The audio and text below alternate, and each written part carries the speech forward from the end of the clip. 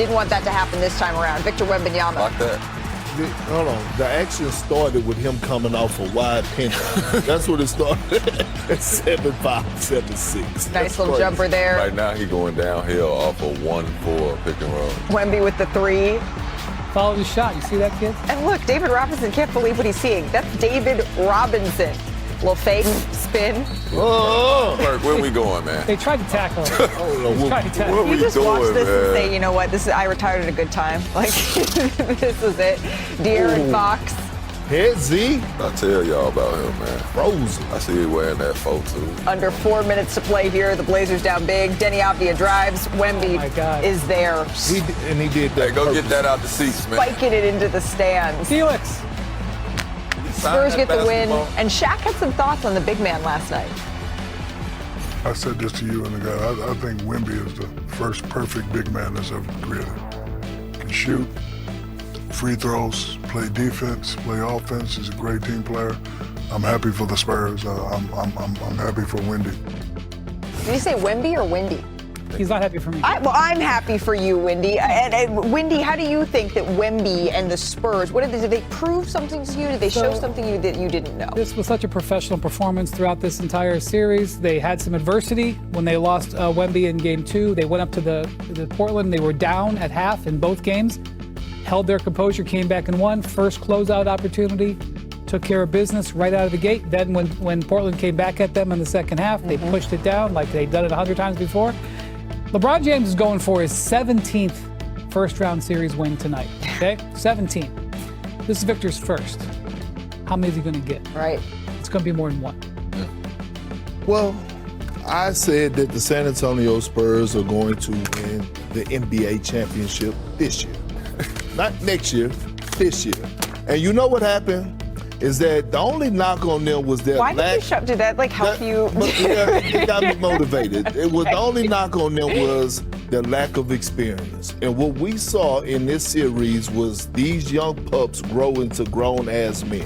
The adversity in Game 3, Dylan Harper with 27 off the bench, crucial buckets in the fourth quarter on the road, and then Game 4 down double digits, and then you come home and you say, what? You know what? We're going to finish our food.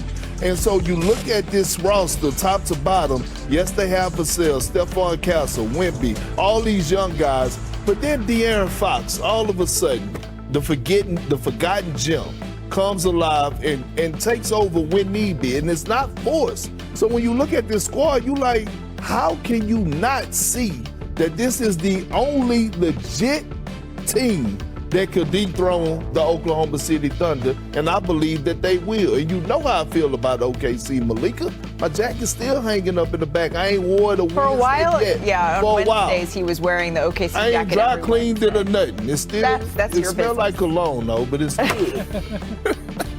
Well, I really do think that they are the only team that's made up to move OKC out the way. I get that. Yeah. But to say that they could just move OKC out the way. Why? Because it's not even about, because for me, it's the matchup that's bad. It's not about the experience. I think experience is going to come in at the end of the game when you got to deal with SGA. But I'm talking about 1 through 10 for how they play. They cancel out with the Spurs. What something makes you this? There you go. They did dominate OKC in the regular season is all well and good. It's a whole lot of basketball that, hey, Detroit was great the regular season. And Orlando was terrible. But Detroit ain't got him. And see, when you have an all-time great in Shaquille O'Neal that give Wemby that type of praise, because we all know Shaq worse than me when it comes to hating on people. He's a real hater. When you have an all-time great like this, you can't put nothing past him. And what's the one thing that OKC has laid the foundation for, or the blueprint, should I say? Having two-way players, big guards. What do San Antonio have? Without doubt. That's why I say it cancels out. The only question that comes in is Wemby and Chet. So I get what you're saying, but at the end of the game, I say it is. But at the end of the game, you got to outscore SGA. That's all I'm saying. It's still the dude with the These two are already in the conference finals. We've skipped an entire round in between. Let's go from one Texas team friend to another one in the WNBA. The Dallas Wings, the #1 pick, AZ Fudd. Ask him new questions questions after so much time, I would say that is achieved. But one piece, of course, that's getting a whole lot of attention right now is when you were in Chicago. And of course, when you're in Chicago, you had to ask him about an all-time Chicago great, and that is Michael Jordan. So can you just tell us a little bit about how you came up with the question, what his reaction was to answering it? How did all this unfold?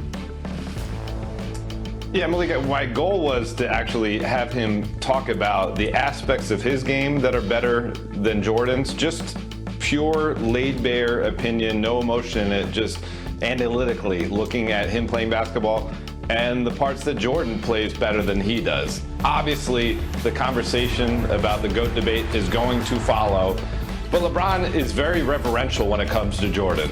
He wears number 23 since the time he was a child because Michael inspired him. He told me that Michael inspired me to be the guy taking the last shot, to wear sneakers like him, to fly through the air like him. He said when it comes to basketball, Michael, he admires his post game, his mid-range game, and his will and determination to win. But he said they're different players. LeBron is a point forward. He said Michael kind of likes to shoot. Oh, no, actually, Michael, he does shoot. And I look to pass.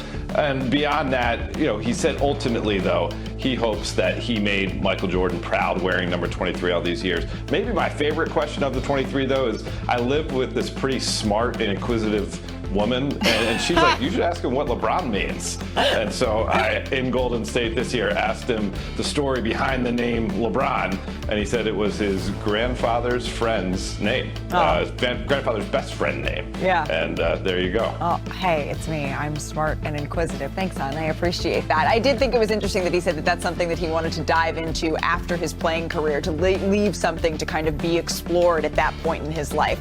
I encourage everyone to read this. It's a great and unique story. But we got a game to talk about here, Dave. Game 5, Los Angeles Lakers, Houston Rockets. It's happening this evening. They're looking to close out this series. And Austin Reeves has been upgraded to questionable in this one. What's the likelihood that we're going to see him out on the floor?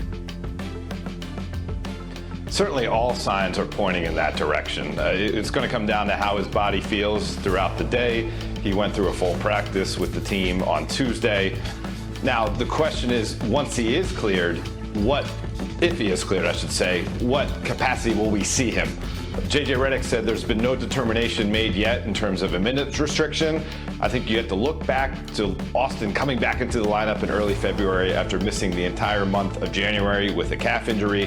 He came off the bench the first couple games and was able to still impact the game that way. With the way Marcus Smart and Luke Kennard have been playing this series overall, I think probably a smart way to go about things is to look at bringing Reeves off the bench in Game 5 if he is ready to go. Right, and when you look at the turnovers of LeBron James over the last couple of games, having someone else who can help him with the ball handling responsibilities, it wouldn't necessarily be a bad thing. Dave McMenamin, thank you very much for the insight. But right, it's not just Austin Reeves, it's Luka Doncic, who's also been out since that April 2nd game against the Thunder. So our senior insider, Shams Charania,